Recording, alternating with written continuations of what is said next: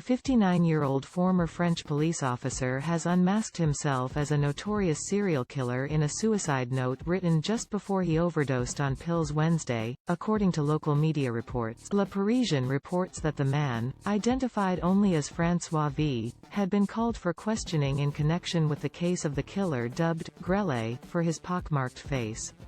His body was said to have been discovered Wednesday at a seaside resort near Montpellier. He had reportedly been due to provide his DNA to police but never showed. Now, a DNA test is said to be underway to confirm whether the story in his suicide note is true. Person of interest, rebuffed by missing Florida college student kills himself. If so, he would be responsible for a string of rapes and killings in Paris in the 1980s and 1990s, including the murders of 11-year-old Cécile Bloch, and 38-year-old Gilles Politi and his 21-year-old au pair Irmgard Muller, both of whom were savaged. The murder of a 19-year-old woman named Corinne Leroy has also been attributed to the pockmarked killer. The serial killer terrorized Paris for years, and was also accused in 6 different rapes. The crimes were shockingly brutal.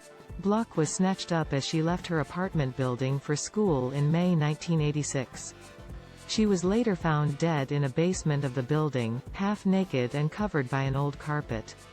She had been raped, strangled, and stabbed. During the subsequent police investigation, residents of the building recalled seeing a man in the elevator with pockmarked. He seemed very sure of himself. He spoke to me in a very bold, very polite way, too. He said something to me like, "Have a very, very good day." Cecilia's older half-brother, Luke Richard, was quoted saying in the Sud-West, genetic testing conducted a decade after Cecilia's murder revealed that her killer had gone on to commit a series of rapes.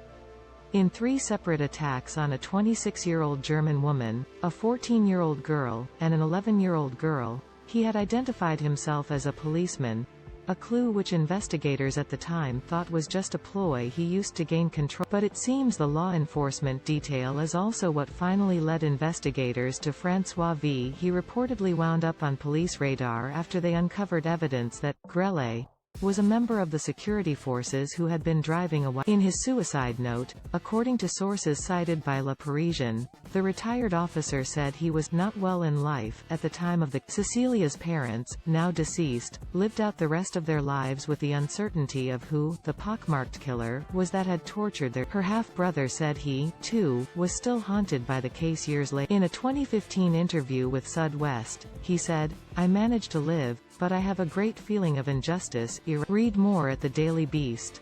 Get our top stories in your inbox every day. Sign up now. Daily Beast membership. Beast Inside goes deeper on the stories that matter to you.